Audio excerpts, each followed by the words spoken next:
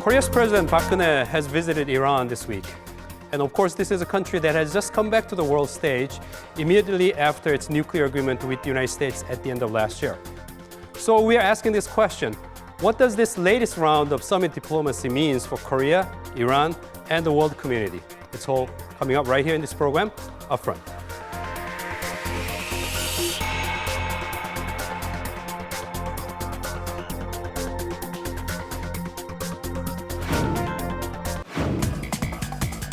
President Park Geun-hye embarked on a trip to Iran.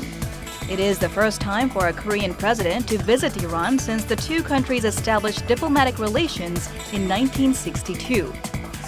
Global society has paid attention to the recent rise of the Iranian market.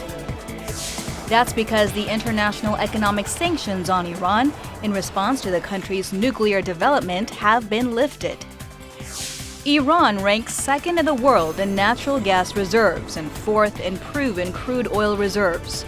It is also the second largest economy in the Middle East, along with a population of 80 million and per capita GDP of $4,877.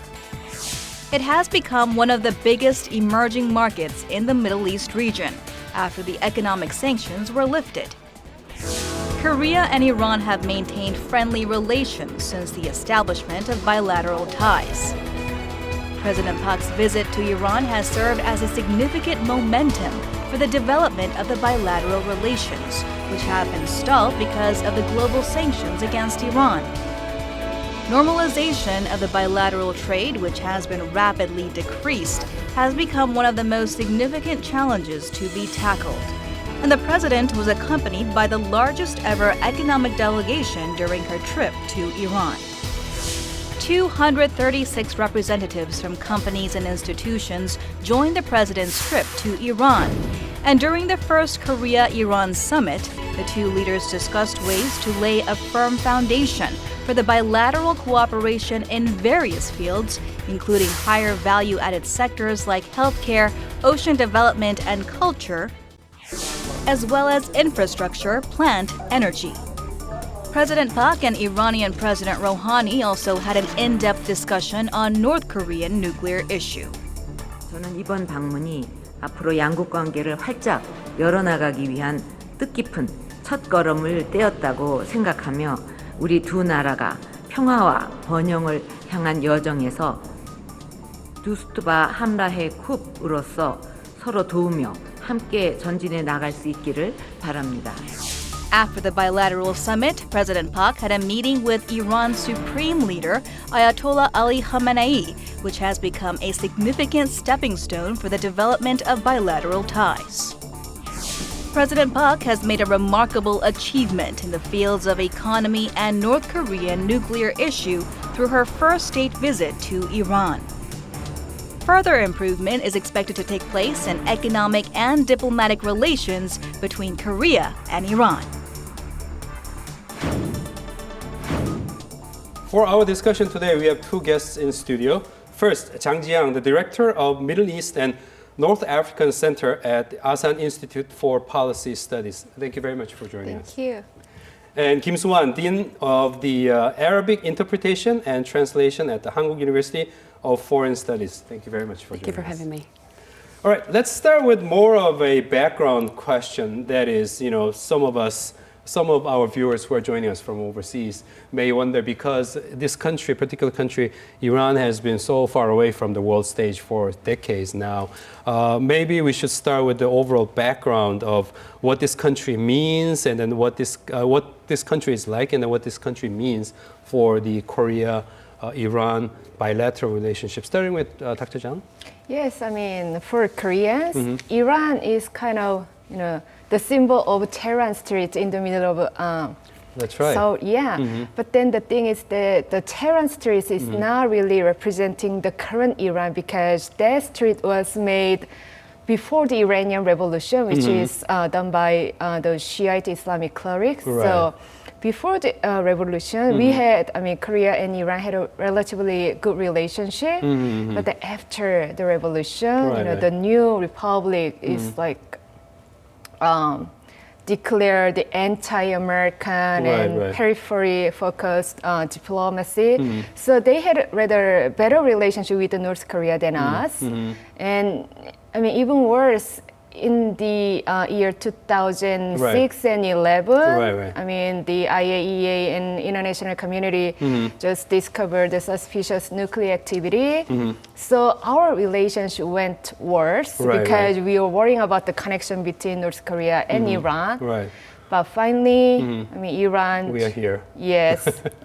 Professor Kim, Dr. Jang just reminded us, you know, it has been several decades that Korea and Iran has been in relation with one another, ups and downs, many challenges and so on. For you, what does Iran mean personally and for this country? What's your overall landscape that you're looking at here? Okay, I want to start with the diplomatic relations between Iran and Korea, because Iran and Korea has established the diplomatic relation in 1962. And since then, two countries strengthened their relations by exchanging several delegations. For example, in 1971, the then Prime Minister Kim Jong-pil visited Iran as a presidential envoy. And annual trade volume was $70 million at once, which was a record high. Since the global sanctions, trade volume dropped rapidly to $6.1 billion. In 2000, and Korea was the second largest export partner to Iran, and South Korea market share in Iran was 13%. So before the sanction, Korea was indeed one of the major economic partner with Iran. Yes, it was. And things have changed over time. Yes, all the time. So in that sense, once again, we are being reminded all these ups and downs that we have been going through. You have mentioned, both of you have mentioned, it was 1962 when the diplomatic relationship was set up between the two countries. Then why are we saying this is the first summit meeting between the two countries? What has happened, Dr. Jang? Okay, I mean, again, before the revolution, I remember that our president, Park Chung-hee, I mean, the father of the current president, Park, was about to visit Shah, the Pahlavi Shah, the pre-revolutionary Iran's head, but it didn't... We can call him King of Iran at that time? Absolutely. But then somehow it didn't happen. And then, so there was, like at the end of 60s, I think there was a request by Iran to have President Park visit there. And then towards the what do you call it, the point of revolution, also there was an invitation from Seoul to Shah. And then both cases didn't get materialized. Even though they had a really strong, you know, connections and friendship. And since then, of course, as you have mentioned, because the role of the United States, as the Iran turned against the United States, Korea has been in an interesting position to deal with. Okay, so overall, what do you see, And after the Islamic Revolution in 1979, the relation between Iran and Korea encountered crisis since Iran maintained close relations to North Korea. And North Korea was one of the few countries that supported Iran for 80-year Iran and Iraq war. But on the other hand, the economic relation between South Korea and Iran continued at that situation as well. And as Dr. Jang Ji-hyang mentioned, there were kind of like a trial to visit each other and invite each other, King of Shah Pahlavi and President Park Chung-hee. But now, this time, President Park Geun-hye, she visited actually Iran officially. So considering all these backgrounds, President Park's visit to Iran has special meaning for the Korea and Iran relations politically and diplomatically and historically. Let's jump to the point about the U.S. sanction for the past several years. What can we say in terms of the industries or the effect that Korea felt? Some people say several industries have been affected and so on. What's the effect that you see, negative effect that we saw from the sanctions? Yes, since Korea participated in the global sanction against Iran in 2012, the export volume dropped to $6.3 billion in 2012. That was from like 18 billion before? Yes, So 18 like billion before. down to 1/3. Yes, Okay. but this is export volume. Okay, Yeah, I not see. just trade volume. Okay, I see. Yeah, Mhm. export volume dropped from $6.3 in 2012 to $3.7 I see, billion by dollars half. last year. Okay. So especially gas, refined oil, and plant construction industry were the most influenced by the global sanctions.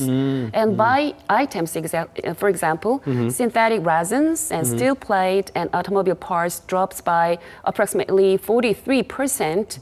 The products that we sell to Iran? Yes, Okay. from 2012 to 2013. Okay. Yes. So we saw big plunge there. Then, however, though, some people are quick to point out that some of the Korean companies actually maintain their presence Yes. in Tehran. Yeah. Well, what are the areas or industries that we're talking about?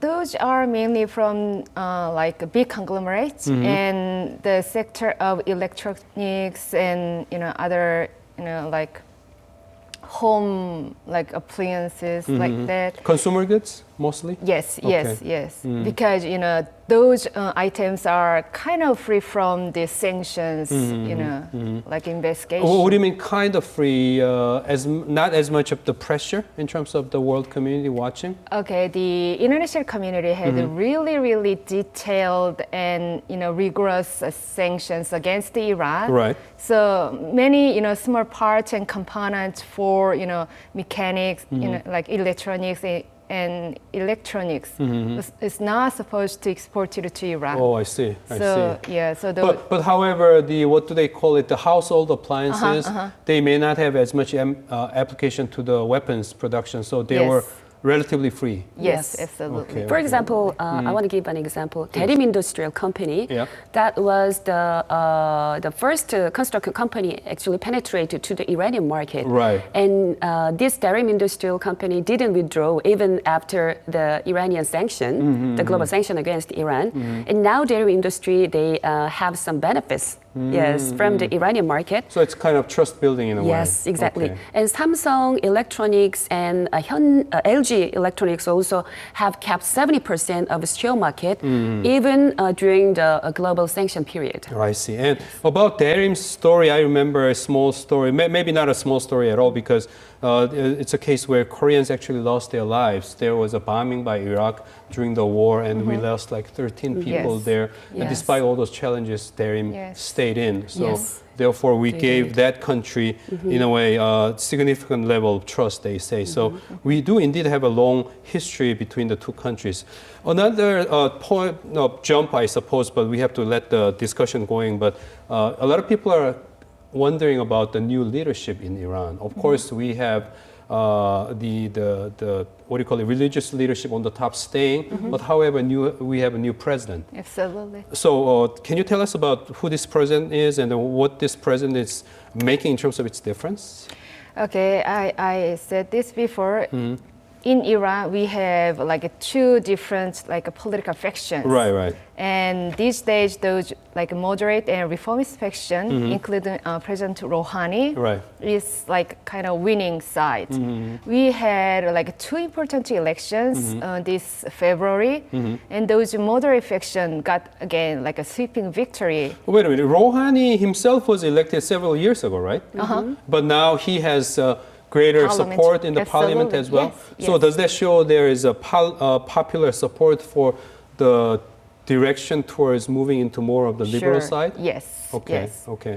And the thing is that Rouhani himself is a cleric, but very moderate and like a liberalist kind of cleric.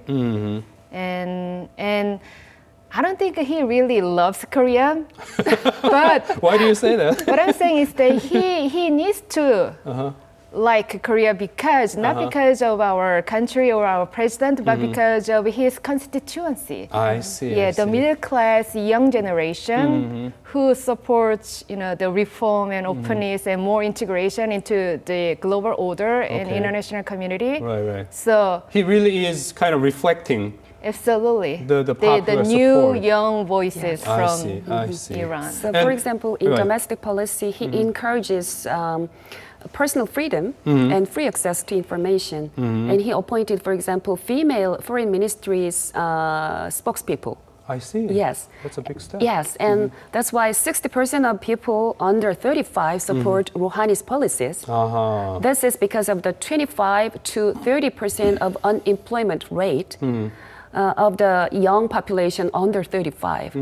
So this young population expect economic growth and increased employment rate through Rouhani's open door policy. And I'm sure we have a lot more to say about the economic relationship as well as the security relationship. But let's have a short break here. With we'll have a video that will remind us about the economic side of the bilateral relationship, and after that we'll come back to discuss further and more about the economic side of the relationship between the two countries.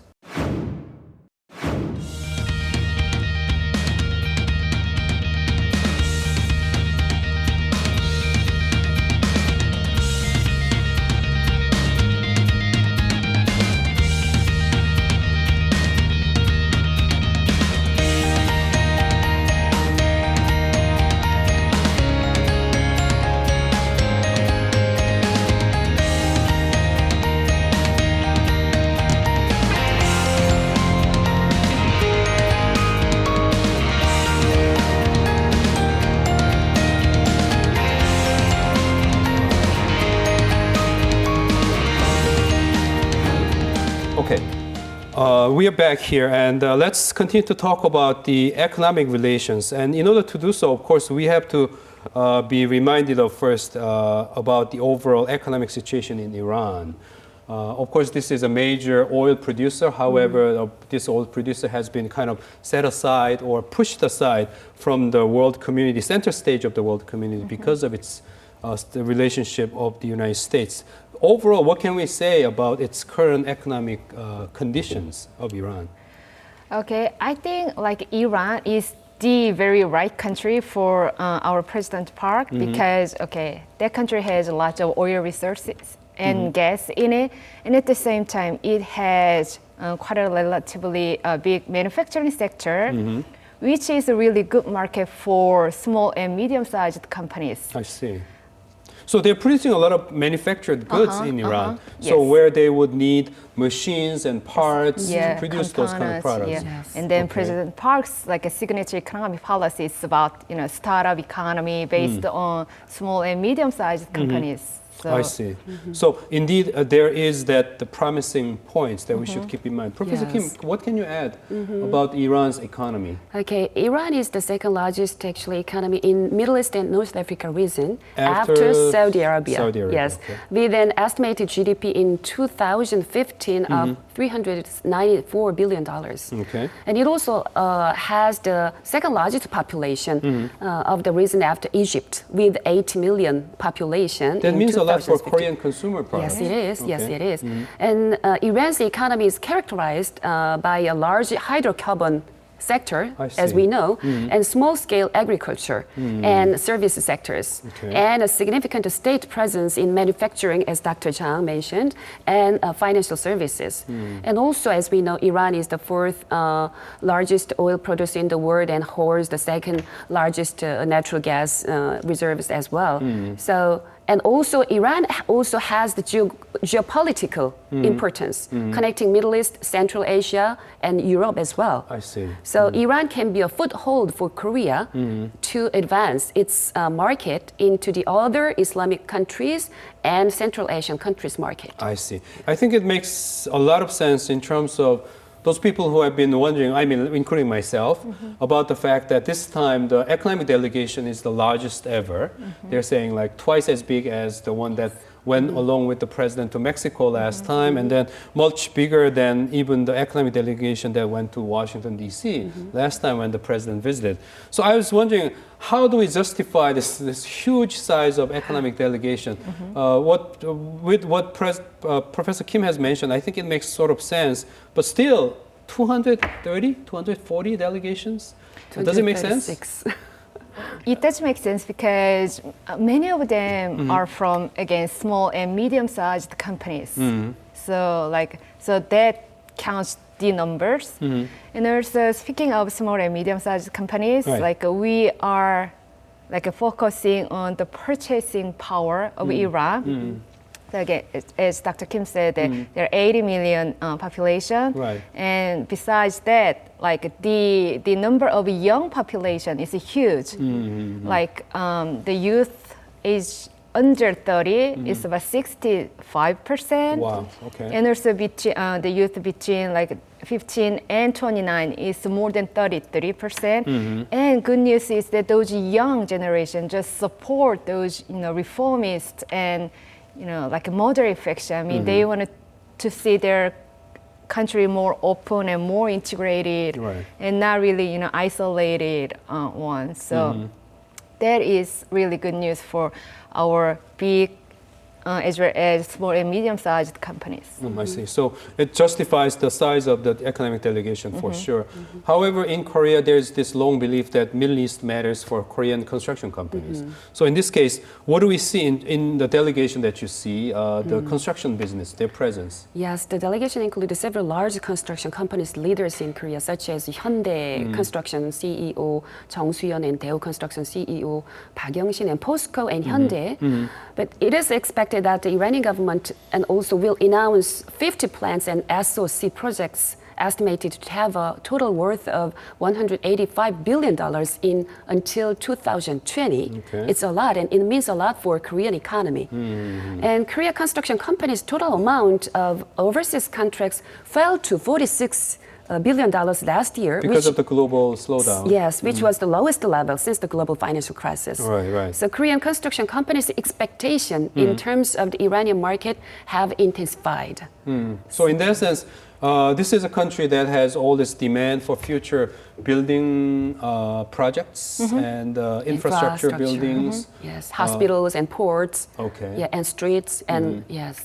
And the size of the land matters here too, right? Iran is what, 7.5 times bigger than Korea. Korea. Yes. And would you say all around the country actually there are these needs for infrastructure building? Especially, yes, yes, it is, because Iran was closed society since for more than decades. So they need some kind of like infrastructure, including, as I told you, hospital and ports and streets and buildings. So there are lots of possibility and potentials for Korean construction company to penetrate more. Then about that point, the reports are saying there will be a lot of MOUs and then what do you call it, conditional contracts, preliminary contract to be set up, adding up to about 22 trillion Korean won worth. The critics may say, well, what do MOUs and conditional or preliminary contracts actually mean? Will they all bring the actual outcomes or not? What can we say about this skepticism or pessimism, should we say? Well, I mean, those skepticism sounds fair, but, like MOU is MOUs, meaning that the MOU goes to the case of European countries and China, Japan, and also Israel. But I don't think we should not be skeptical because, I mean, there's strong incentives for those Iranian leaders to really, realize and to launch those MOUs because, first, they have lots of population, 80 million. Right. So they're supposed to provide those public goods. I mean, speaking of public goods, Iran is kind of a unique country in the Middle East because, again, that country was made by revolution and has like a relatively democratic society. So there is demand from the bottom. So they need to listen to the citizens' voice, and that's why they are like preparing for those mass transportation system rebuilding and public, like goods providing, like a structure rebuilding. So there is demand from the bottom, and those Iranian leaders are supposed to answer to those, voice. Dr. Jang, one important question in the minds of Korean people who are thinking about Korea's improving relationship with, further improving relationship with Middle East is whether this effort can actually pay off in terms of Korea's effort to deal with the challenges that we have at home about the petrochemical industries and the shipbuilding industries and so on. What do you see here as an expert in this area? Will, for example, improved relationship with Tehran actually offer us a little bit of breathing ground? I think so. I think so, absolutely. But unfortunately, kind of short term because like the world oil market is suffering like from these continuing dropping prices, and Iran is kind of like deviant case because Iranian is like oil-rich country and is about to enter the oil market. So even though Iran is not really agreeing with the Saudi and other OPEC countries for now, but in the end they need to be cooperative in order to like consolidate their share in the oil market. So yes, it can be a breathing moment for Korea, but it will not really last that long. Okay. Well, it's a very important question. So I want to ask Professor Kim also the same question because we need a diversity in opinion here. As we know, recently Iran has disagreed with Saudi Arabia about controlling the output here. Yes. So what do you see ahead for the oil industry, for the globe and Korea? Are we seeing oil producers continue to go through the trouble because of disagreement? Or would you say one day they will come together and agree on certain things and maybe we will see growing or economies of these oil-producing countries bouncing back in the future, which will be good news for us. What are the scenarios that you see ahead? Yes, as you mentioned, actually nowadays in the oil industry, especially in the Middle East oil industry, because of the conflict between Iran and Saudi Arabia, represented by two Shiite and Sunni countries, actually the oil price is going down and down nowadays. Continuously? Yeah, continuously. It's now approximately $44 or $45 per barrel.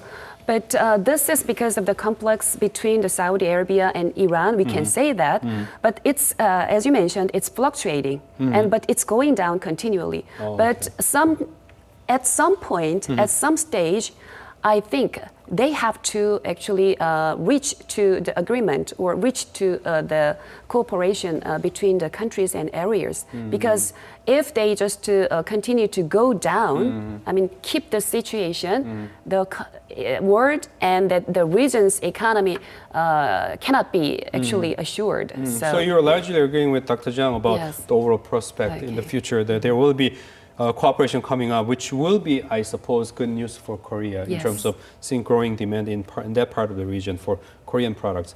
Going back to the bilateral economic cooperation between the two countries, construction and all these traditional areas we have already covered. What are some of the new areas we can expect as a result of this summit diplomacy? New areas of industrial cooperation or Yes, while President Park's visit strengthened the traditional cooperation fields between the two countries such as electronics, automobile and oil industry, but Korea has expanded the two countries' cooperative relations to health industry, culture and finance and tourism industries.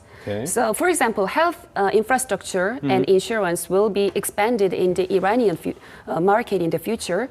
And another new industries will be the new renewable energy field. Renewable energy. Yes, and establishing hospitals and ports are the other growing industries within the Iranian market, I think.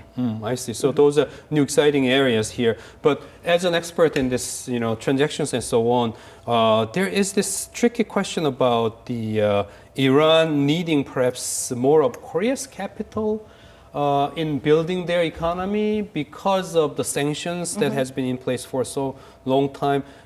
Are we hearing that are we hearing possibility that Iran may actually ask for Korea's financial assistance here? I think so. What's going to happen? Well, Iran is certainly the blue ocean for us, but as we know, Iran, it's just like they're just new baby in the world economy. Because they just has come. They were under very severe sanctions, so they don't have much money, unfortunately. So yes, they are asking us and other European countries like more joint venture capital into like foreign direct investment. So yes, we have like a challenge like that, and furthermore, like China is more, like they have deep pockets. Yes, and they're, like the communist economy, even though they say that officially. So again, that makes our like competitor looks better because ours is a more open market-driven economy, and the government is not just like paying the money to the That's true. business person. So in China, maybe if the government wants, maybe there will be more focused support Yes. that could go in terms of financial help and so on. But talking about the overall sanction that has not completely disappeared, what is this snapback provision that experts are saying we have to be careful about? What is it? Actually, the nuclear negotiation makes clear that if Iran violates the deal, the sanctions would snap back place promptly. I see. Yeah. So the largest risk factor for the Iranian market is snapback provision. So Korean companies actually that penetrate into Iranian market have to think about this the worst case scenario. I see. Yeah. So the Federation of Korean Industry advised if Korean company get business in Iran, they really should be prepared to deal with the crisis caused by the snapback. I see. By specifying the clearly in the contract that contract must be terminated once without any loss in case of the snapback.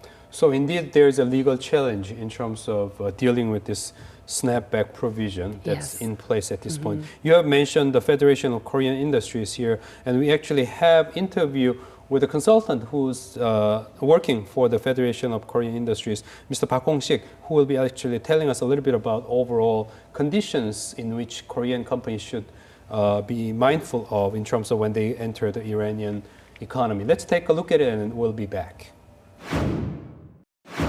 한마디로 말씀드리면 The world has paid attention to Iran because of its high growth potential. Iran has a huge scale of domestic market with a population estimated at 80 million.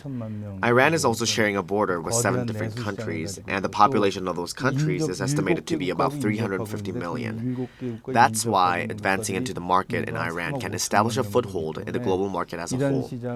Also, there's a high demand for national development within Iran because it has been stalled for a long period of time because of the global sanctions. So the global society has paid a lot of attention on Iran's new 5-year economic development plan. 높습니다. 기름이라든지 원유나 가스 Iran has shown a great interest in petrochemicals, which can be obtained from natural gas or crude oil. And Korea can become a dominant player in the Iranian market, as it is highly competitive in the field of petrochemistry products. Therefore, advancement of the Korean companies into the Iranian market can create a great synergy effect.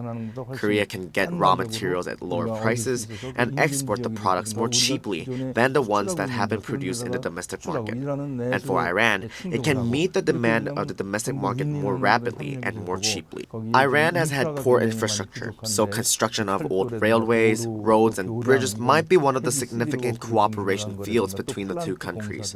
And Iran has also put the most emphasis on boosting and developing its distribution sector. Fishing and harbor logistics industries are also the possible cooperation fields in the near future. 우리나라에는 자원이 부족하죠. Korea has had a lack of natural resources, while Iran is the world's 4th largest producer of crude oil and holds the world's largest proven natural gas reserves. So a combination between Korea's advanced technology and Iran's rich natural resources might bring about a great result. President Park's visit to Iran after the lifting of global sanctions is expected to become a critical opportunity that can create further achievement in the near future. 아주 유익한 기회가 될 거로 보고 있습니다.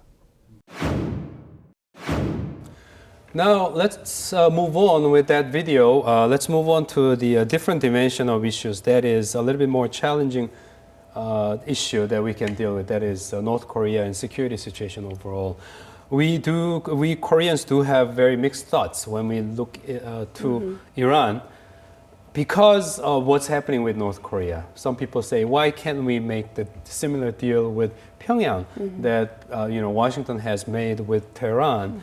There are a lot of questions here. First of all, is there any message that we see, possible message that might have been conveyed by President Park Geun-hye to Tehran? Is there possible message we can see? Absolutely. In what sense? By meeting President Rouhani, which is again reformist, we can send a strong message toward the international community and North Korea that if and when North Korea follows the Iranian path, Right. then the international community will strongly welcome, and that's the result of following the international norms and principles. Looking at Iran, and furthermore, there is still strong presence of hardliners inside Iran Right. who wanted to keep their connection with North Korea.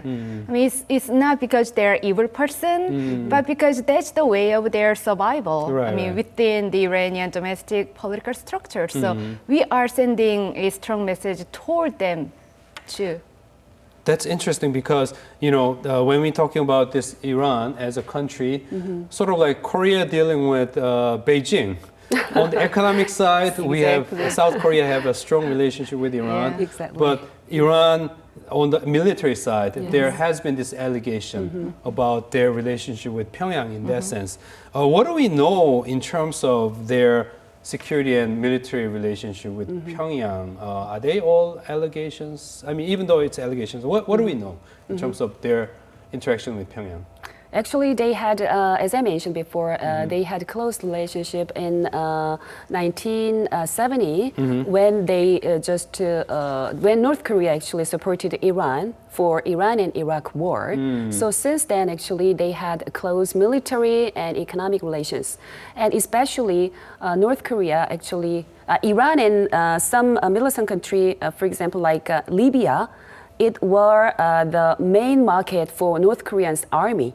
I see. Yes. Okay. So that volume, the trade volume was peaked in 1980s. Between North Korea and Iran and Libya.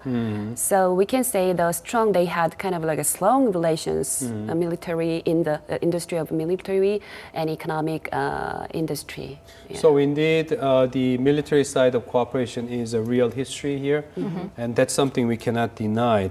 And also, of course, in the Western world, there have been allegations about the missile technology and even nuclear issues and so on. It's a very thorny issue here. As two experts here, what do you guess in terms of President Park Geun-hye's visit this time? Would you expect that this visit actually would have an impact in terms of discouraging Tehran from continuing on with their security cooperation with North Korea? What do you say? Maybe. Again, this visit is like a try to strengthening the presence of Iranian reformist faction inside Iran. And also we are sending a strong message toward those middle-class young constituency who is supporting reformist faction. Right. So that maybe we can see more stronger voice from those young constituency from the middle class, and who can in turn probably punish or penalize their like those hardliners who is still doing the missile test and try to keep the connection with the Pyongyang through election mechanisms. Thankfully. So still a divided country, and there will be a faction that could actually favor in terms of maintaining their ties with North Korea, but we can act as a pressure point. I want to revisit your previous points about using the Tehran-Washington rapprochement as a case to urge North Korea here. But some skeptics have been saying here the Iran's case is very different from North Korea. Yes, it is. In many different respects. And so I think what President Park Geun-hye made it very clear at the beginning of her visit or right before her visit is that, in fact, we're talking about two very different cases. Of course, lessons are the same, but if North Korea, I think she was indicating or implying, if North Korea is expecting similar kind of deal making, that's not going to be the case. Yes. What do you see, Professor Kim, in terms of her efforts in making difference here? Actually, during the visit, President Park emphasized to the Iranian leadership that South Korea's security could be adversely affected by the collaboration between Iran and North Korea. Okay. Yes. And then Iran finally actually returned to the international society community by abandoning its nuclear program. Right. And after the global sanction, and Iran may get benefits from that. And the Iran case might be the role model for North Korea nuclear negotiation, and we might expect that Iran would agree with imposing sanctions on North Korea. But however, North Korea said no interest in Iran-style negotiation. It is two very separate cases, and Iran never ever declared that they are. That's very important. Yeah, point. Right. they are really developing nuclearization, and they only argue that they are using nuclear technology only for the peaceful purpose, and that's really, for their like a religion.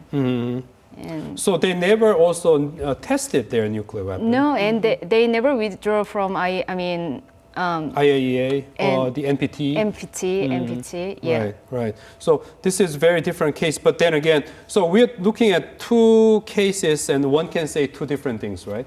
One could say, see, North Korea should follow the Iran path of rejoining the world community by discontinuing whatever that they were doing.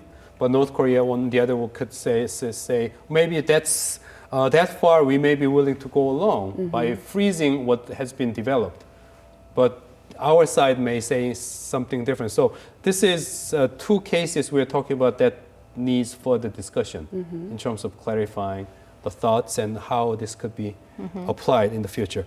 Okay, in that sense, I guess we should move on to our discussion about the different issues about culture and society and so on. But before then, I think to wrap up our discussion about this very complicated security side of the talk, let's take a look at this interview. This is Mr. Moon Sung-mok, who is the chief of Unification Strategy Center at the Korea Research Institute for National Strategy. We'll take a look at this interview to wrap up our discussion on this part of the overall relationship of bilateral relationship. Then we'll move on to the next interesting one.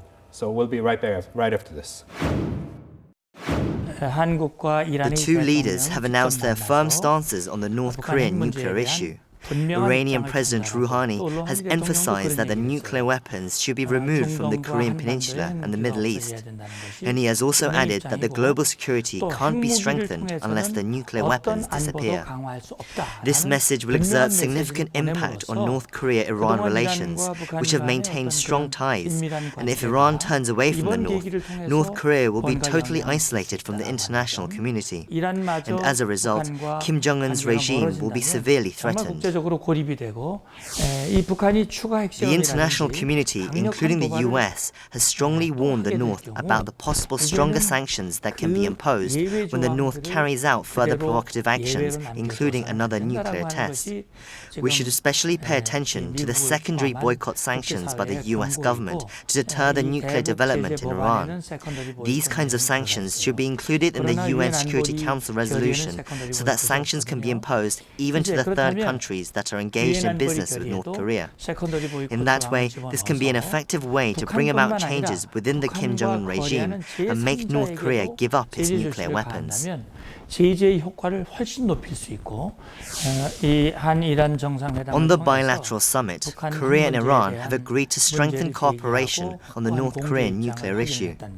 Iran has clearly mentioned that it will take opposite stance on the North's nuclear development and has also shown its will to join the international sanctions against the North. Such change in Iran has a significant meaning, and strengthened bilateral ties between Seoul and Tehran will impose positive impact on dealing with North Korean nuclear issue. Now is time to have proper diplomatic strategies to strengthen our relations with a lot of other countries in the Middle East, including Saudi Arabia, which has strained relations with Iran. 외교력의 발휘가 필요하다. 이런 말씀을 드리고 싶네요. Okay, having seen the interview, let's talk about something more interesting rather than as complicated as the nuclear and security issues. That is the cultural side. President Park Geun-hye has done a lot during her visit this time in Iran about the culture and Korea wave and so on.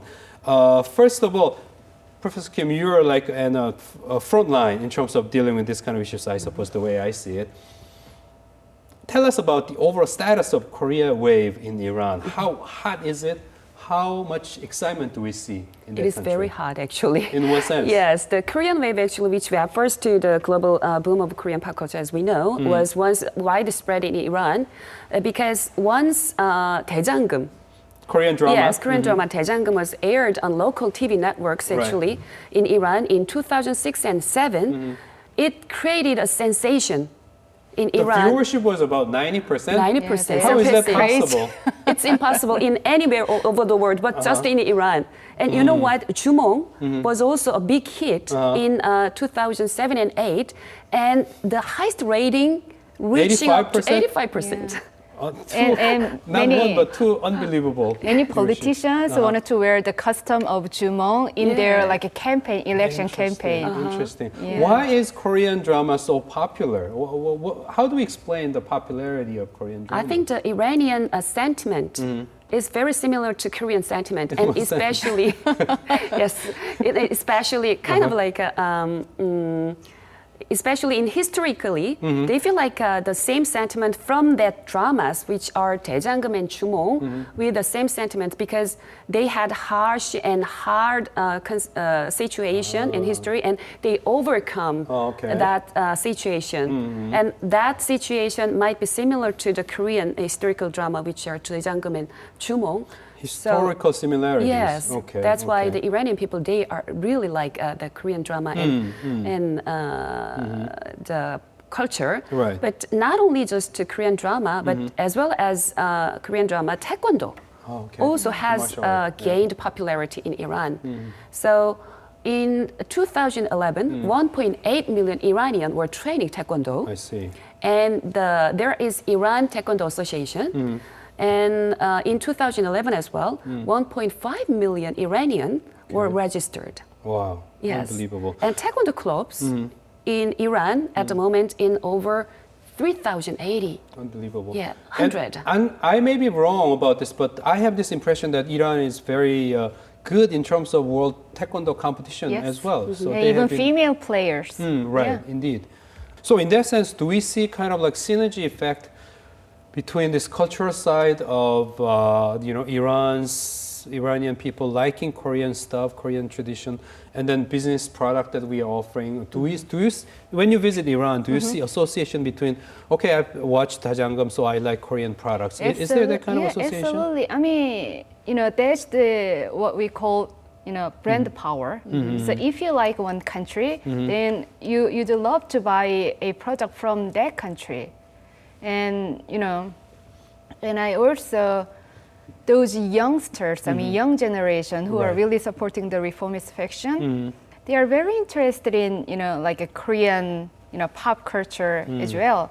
And also, I mean, Iran is a very interesting and unique country where I see many like female, taekwondo players and also females who wanted to like wear kind of like a rebellious way of hijab. Yes, young like, people. Yes, they are not really covering the entire hair, but they just put their hijab right this way.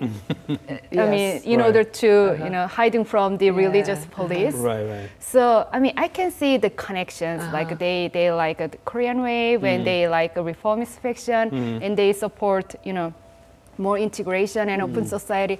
And then they will finally buy more products from Korea. Interesting. And talking about this young generation is fascinating to me because the music side of Korean wave actually is sometimes provocative. Yes. Some people believe it's, globally speaking, even it's really on the edge and everything. Yes. So would you say what Dr. Jang mentioned is largely right on the point? In the future, you will see going beyond the dramas, traditional dramas, we will get to see more of the presence of Korean music industry also there Yes, too? as you mentioned, actually Korean K-pop is kind of provocative.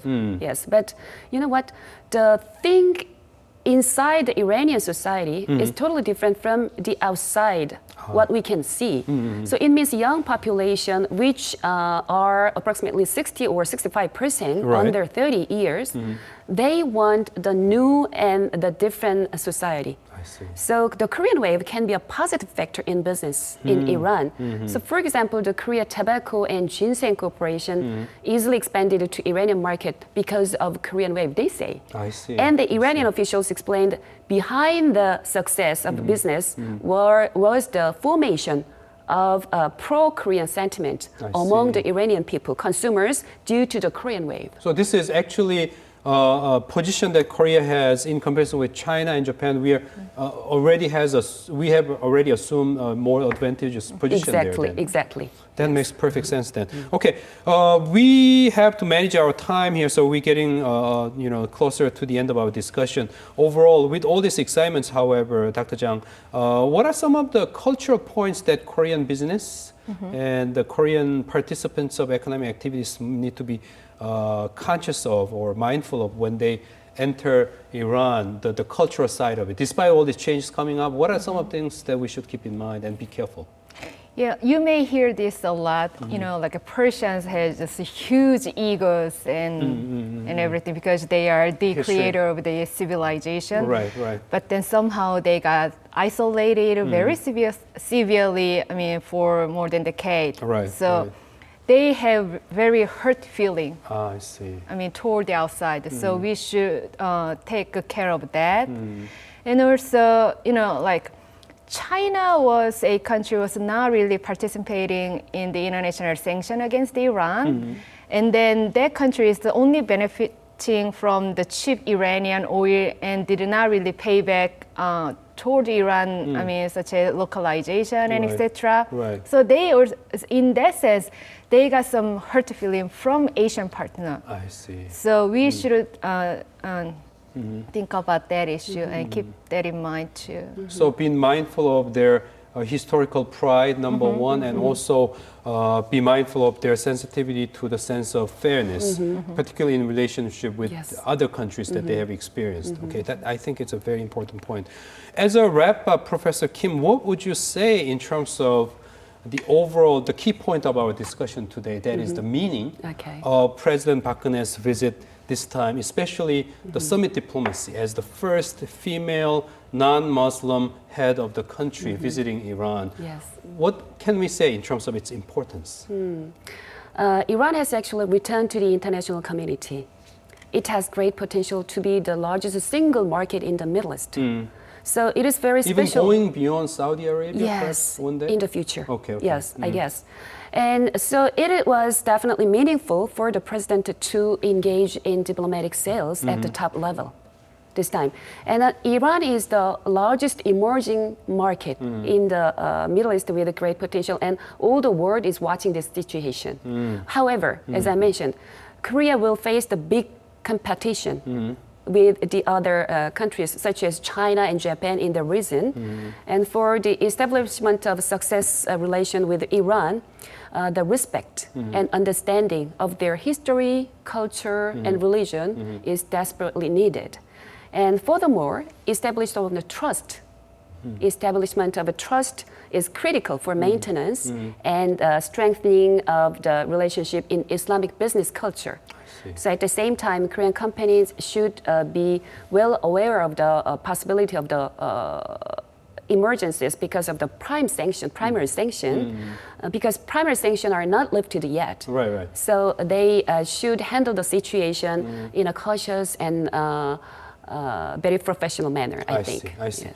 That's a wonderful wrap-up for our long discussion today about this very important development, and our wonderful two experts have reminded us all these points of excitement as well as points of caution for the future. So not only me, but I'm sure our viewers who have joined from all around the world have deeply appreciated your contribution. In that sense, thank you very much for your participation today. Thank you. And we want to, of course, thank our viewers once again who have joined from all around the world. And I'm sure, like myself, you have learned a lot about these different aspects about important relationship between Tehran and Seoul. And with those words, of course, we want you to come back next time when we discuss these kind of important issues that matter for Korea as well as the world. And until then, this has been Kim Young-ju. Goodbye.